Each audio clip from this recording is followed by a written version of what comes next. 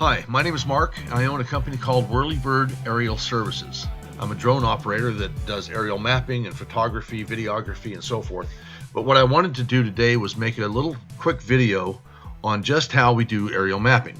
You need the drone, of course, and various different drones can be used, but you also need a software. The one that I use is from a company called Drone Deploy, and this is basically what I'm looking at when I have my screen up on my tablet when I'm out flying. Now, you'll notice on the left-hand side here, there's a bunch of information, and we'll get into some of that later. Right now, I want to start the simulation so you can kind of see how that goes. This blue circle here in the middle, that is showing the supposed spot where the operator is standing with their remote controller and waiting to take off from the drone. So we'll just pretend that that's where he is. We're going to go in here, and on the tablet, I would see this blue circle here with a white check mark in it, and I'd want to check that because that starts the process. You'll see on the left over here the permissions, drone, camera, controller, and flight plan.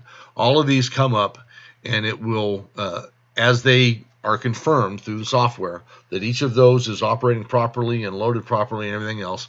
Once that all turns green, that means you're good to go. That's when you should be able to see this little blue circle down here with the ring around it that comes out. That lets you know that you're ready to take off.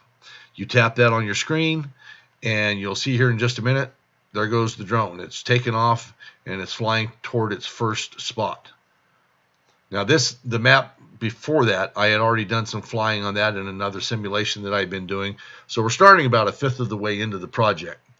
Now, on the left side, while that's flying up there, you'll see some information that I'm looking at, and it tells you the flight time, the number of feet that the drone is away from the controller, the altitude you're flying at, the battery percentage that you have, and then right here is going to tell you about the number of pictures that are taken, and you should see this. Photo capture started. That right there will pop up, and the voice will tell you that the capture has been started, and you'll see that number start climbing. It won't actually be going quite that fast. It actually takes a photo about every 2 seconds as the drone is flying across the grid. As it's flying this way, it will get down to one end, it makes the turn all by itself, makes the next turn, and it flies back down the other way. And it's flying with enough of an overlap that each spot on the ground is having its picture taken roughly 15 times in one of these maps. Maybe more, a little bit less. Just depends on kind of the area where you're at. On the edges, we tend to fly a little outside of the borders of where the property line or whatever else may be, and that's to provide enough overlap so you get enough pictures of that specific area to make the map better. If you get way outside of the lines, if I were like this neighbor's property over here, if I were to fly out this far, I can easily crop those out and come back into the area that I need to be on the boundaries of the actual property. One of the things that when we're flying, when we're mapping things, there's several different reasons to map a property. One could be a large piece of real estate like this. This happens to be at a mine that I just actually shot this same area here a couple of weeks ago. And the reason being is because this is the area where they're digging and getting all their material out of. The owner of the mine had me shoot just this bottom portion of it last year around February. And then the very first part of January in 2018, he had me come back to shoot the entire bottom part of the property, this entire thing, about 326 acres. Took me about 7 batteries to get through all of this. Luckily, I carry 9, and that's something very important that the previous screen will show you. It'll give you an estimate of how many batteries you're going to need, how long it's going to take, how many photos it's going to take, how much processing time is involved. The processing time actually ends up being substantially more than your time on the ground and your time in the air on the job. The reason they're doing this one is to have a historical record. Every year, he's going to have me come back and fly it and give them that historical record of just how much material they've moved and dug out of these particular areas on this end of the mine. Normally 4 times a year, I'm up here where the mine is itself in this area, and I'm flying, doing a grid map also, and doing volume calculations on all of their stockpiles. For this one, all it was just flying back and forth taking pictures. There was no measuring or anything else. It was just a matter of taking pictures to give them a big high-resolution photo to be able to use for that historical record, something that they can print out pretty much as big as they could ever imagine. You could put it on an entire wall of a building, and it would still be in good resolution.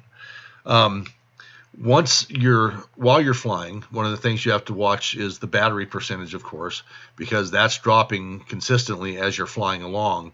And when you're flying on these little bit longer legs, your battery is running down. And once you get to a point like this, if you're at, say, 45%, you need to know for sure that you're going to have enough room for this drone to fly all the way down here and then come all the way back up on that 45% before you get down to the 30% or so when the battery is running low. That's just one of the little things that you learn to keep track of while you're flying.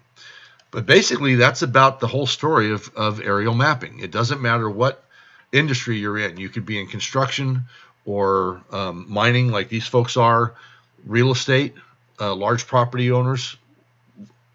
It's great to have a map like this for them because then they also have that historical record for their property.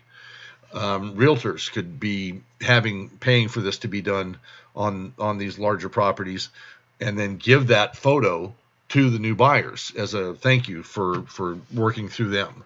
Numerous different applications you can have on this. Shopping centers. Think about a large shopping center like an outlet mall. They probably don't have too many times or too many people getting up on the roofs and actually inspecting things up there. You do the mapping on a situation like that, like I've done, and you can find spots where the drains are running slow.